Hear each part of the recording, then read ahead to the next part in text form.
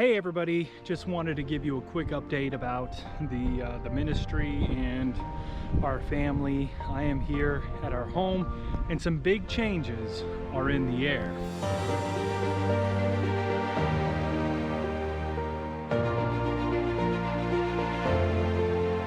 So the first big thing is that, as many of you know, my wife is pregnant. She is just about to have the baby. She's full term. And when they're newborns, it's definitely a challenge. Things change dramatically. We have something else that is happening that is a big shift that adds kind of a bigger burden, not only being pregnant and expecting a young child, but we are actually going to be selling our home. It's a little bit of a bittersweet thing to sell this place. We really enjoy it. We really like being out here. It's, you know, when you think of country living and a country property, it's almost ideal. It's very secluded, very isolated. It's nearby the church. We got a very good deal on this place. It was in foreclosure when we got it. We've done a lot of work. Fixed up the place, and now we have the opportunity to actually sell it for quite a bit more than what we paid for it or what we owe on it, which is a blessing. And I want to show you, I want to go over and actually show you where we're gonna buy a piece of land, because we already know which one we're gonna purchase, and there's a specific reason why we're going to be purchasing this land.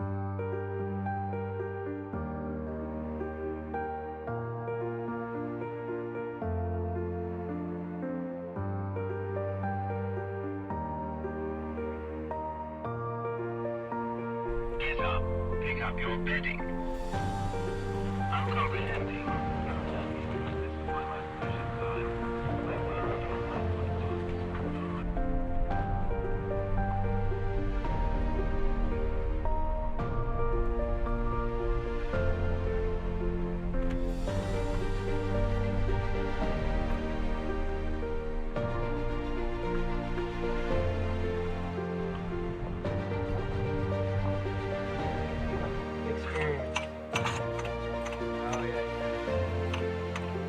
So I saw you working on your truck. What were you doing? So today I had to change the water pump on this truck as well as the thermostat because it ran hot on me yesterday. It's our little dump truck that we have that we try to do service with and hauling gravel, topsoil, things like that. So I had to replace a few things this morning on it. I didn't know you were a mechanic. You a mechanic? Not professionally. You are now? Somewhat. I've done a few things here and there anyway. I'm not a professional mechanic, but... So what was your confidence level of changing this water pump? I would say on a scale of 1 to 10, it was about a 9. Oh, you enjoy living out here in the country? Oh man, it's a blessing. This is God's way of living, country living. You gotta learn to do things yourself. I was telling Matt earlier, you gotta learn to be a jack of all trades, though you may be a master of none, of not one. It's just like you would rather be a jack of all trade than to be a master of one trade. You're so focused on just one thing. You gotta have to have different arsenals in your tool belt, if you will. So is that what you're learning out here? That's what I'm learning. Yeah. If something gets broke, you have to fix it. You gonna teach others how to do the same? Hopefully, absolutely, yeah. Those who are willing. Isn't this what you got this place for? This is why we got it, to do some training, not just training with theoretical things, but practical things of life. And not just working on cars or houses, but working in the yard, in the garden, especially that, and building houses or cabins. So you got the dump truck? Yes. The dump truck here? The dump truck here that has a capacity of about 6 yards. Towing with. So you mostly haul gravel, mulch? Yeah, we've been hauling debris. more wood chips, a lot of wood chips lately, but also I'm about to take a load of gravel down right now. Wood chips, gravel, topsoil. Just those have been the main things that we've been hauling so far. What do you got over here? So right here, I'm in the process of making a cattle panel greenhouse. Cattle panel greenhouse. It's 32 by 8, 32 feet by 8. And we have 8 cattle panels that we put as the arch. So it's coming along, got a few more things and this will be done. This is gonna be used primarily for starting our seedlings in. We'll grow a few things in it, but mostly for our seedlings, get those started. And then we plan to put a bigger hoop house or a high tunnel in this open field. I see you got some nice grow beds here. Well, I wonder where they came from. Somebody who built them must have known what they were doing. By the name of Matt Dooley. You got the chickens? This is kind of our composting area over here. Composting. So we're gonna, of course, we're gonna end up building our own composting system. But not only do we have the wood chips, but we have some leaves that we're allowing to just decompose right now. Yeah. We have the chicken pen, where we just have one rooster. We're supposed to get some more today, actually. Some more hens to put in there to compost. That's our little compost pen as well, where the roosters are just doing their work to break down the food. And that soil is actually fairly rich right now. We've been working at this for about 8 months. This is the garden area that is about 50 by 60, which we are starting to work in already, putting down wood chips, doing the no-till method, which involves using a broad force to break up the ground, putting some cardboard and some wood chips down, trying to enrich the soil. That's Mercy right here. His name is Mercy because he's more merciful. And her name is Justice. She's a little vengeful. She'll protect her brother and fight off the other dog, Lovey. So this is our orchard here. It's 100 by 50 feet. So we have 11 trees in it already, apple, orange trees. I don't remember all the trees I have in it right now, but anyhow, we have 11 trees that are growing. As you see, they have some foliage on it. We did it the Ellen White method, as is often termed. And this little patch right here, that's also in the orchard, is where I'm gonna be planting watermelon. So we recently had this area cleared because the primary reason being is we have to bring in electricity. So we had to clear out some area for that. So we cleared out enough to also put an office and shop in this area as well. So actually that's what we plan to do with Matt. So we're gonna share an office right there. Yes, we plan on putting a little office structure up right here so that we can share our office. Just, a little structure, nothing major, nothing big. And a recording studio. Yes, and a recording studio. We plan to do that. Exactly how it's gonna look right now, we don't know, but this is the area where we plan on putting that office.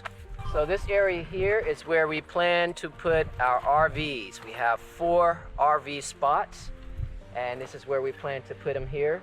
We already have water running over into the RVs, but we plan to have electricity in about, I would say 2 weeks, give or take, have electricity and installing a septic system. Also, in the future, I plan to put somewhere in this area, somewhat like a little laundromat / shower house, so that people that come and tent and camp out will have a place to shower and do laundry. So you're gonna have a campground here, you think? Absolutely. Yes, we plan to make this more RV spots, or just the 4? For now, the 4. And then like a tenting area? Right, tenting area. Now we will have the ability to do more RV spots in the future, but right now we're working on 4. So what's the purpose of having a campground? Holy convocations, revivals, strengthening in the way of the Lord. To come together to meet often with one another, to speak and be encouraged. Also, we want to do training, encouraging and enlightenment in the ways of the work, evangelism. So those are some of the reasons anyway, why we want to have a campground. Not only that, but the times that we're living in, we will not be able to utilize public venues as we once used to. So it's well that we have our own resources among us to use for camping, for camp meetings. This is a volunteer's cabin. So we are maybe 98% finished with it. So you can take a look at it real quick, look inside.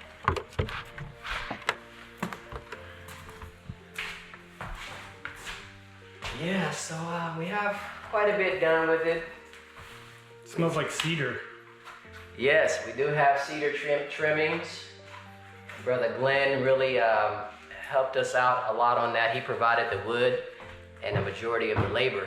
He has a sawmill that he uses, so he did the trimming and different type of trimmings actually. I would prefer white, but we're gonna go with this for now. Bathroom. Oh, you get the tub in. Yes, but it's not finished yet. Right. Oh, you got the doors on too. That's new since the last time I've been here. Okay, so pretty basic. Yes, this is pretty basic, and like I said, this is our volunteers cabin. We already have a sister who is going to be staying here. And this costs a lot of money to build, right? Not doing it yourself. I mean, it was very reasonable price. If we would have bought this prepared or prefabricated, if you will, we may have paid twice as much as we paid getting the materials ourselves and installing ourselves, putting it up. We had some outside help here and there, but for the most part, it was labor among ourselves. All right, I am back over here at the church, and I tried to record a video up at the top of the hill, but it was a little bit windy. So the top of that hill is where we are going to build our house. And yes, it is a part of DeMario's property, so we're buying some acreage from him. Now, when he moved out here last year, he purchased around 80 acres, and he's still paying on some of that. And so we are actually going to be buying some of his property, so we will be next door neighbors. Now, some of you may be wondering, okay, so are we like combining ministries? Are we going to roll up into one ministry, or is one leaving the... Well, actually, things are going to stay the same. We're still going to have our separate ministries. We're essentially just going to be a lot closer. And the reason why is I really wanted to be there to help DeMario and the property, to develop the property, and to help with the garden, with the trees, and help develop all of that. So we're still going to keep the ministry separate, but we're going to be able to work together a little bit more closely, and that's, in a lot of the practical ways. And so looking forward to that. Both DeMario and I feel very, very strongly about living in the country and trying to be as self-sufficient as possible. So, and one thing I really appreciate DeMario, and I really appreciate having him here in this area and being so close, and look forward to being closer to him, because he's really been an asset and a huge blessing to us, to our ministry, to the church here. In fact, I want to close out with some footage of a health expo that we did this last Sunday, and it was all organized and put on by DeMario.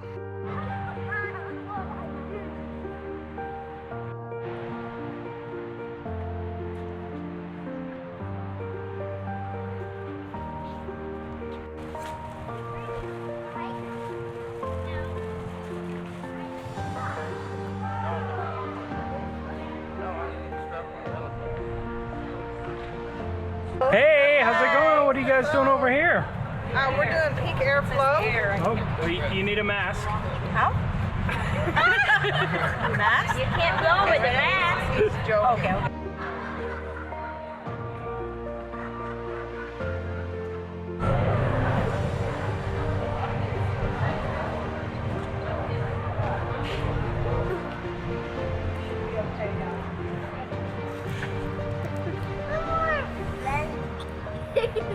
Hey, what's up, man? The Lord is up. The Lord is on the throne, brother. So tell me about It's been a blessing. Tell me what's going on here.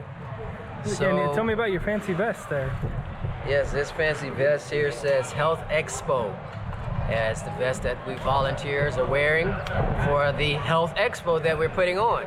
It's a community health expo, and most people have an idea of what expos are, but we have 9 different stations that the public, the participants can go through and get different testings and activities that dealing with health, basically the 8 laws of health. It was a real blessing to be able to help him in that project, and also for the church, and to see all the church members out there doing that. So yeah, that's it. There's a lot of things happening, a lot of changes in our life. It's certainly not the best time to be moving, especially with a child, but my wife is awesome. She is really a blessing. She's on board, she understands, and she sees past the temporary discomforts. But we're really looking for a place to try to help build up more of a community and an outpost. And so we really feel like the Lord has been leading us step by step in this direction. So thank you everybody for watching. If you made it this far, we love you. Thank you for your support. And hopefully we'll be able to vlog this whole process, and hopefully it'll be a blessing to people out there that are looking to get out to the country and don't know what to do and don't know where to start. Hopefully we can vlog this process and show the progress that we're doing, working together, and hopefully that'll inspire others to do the same.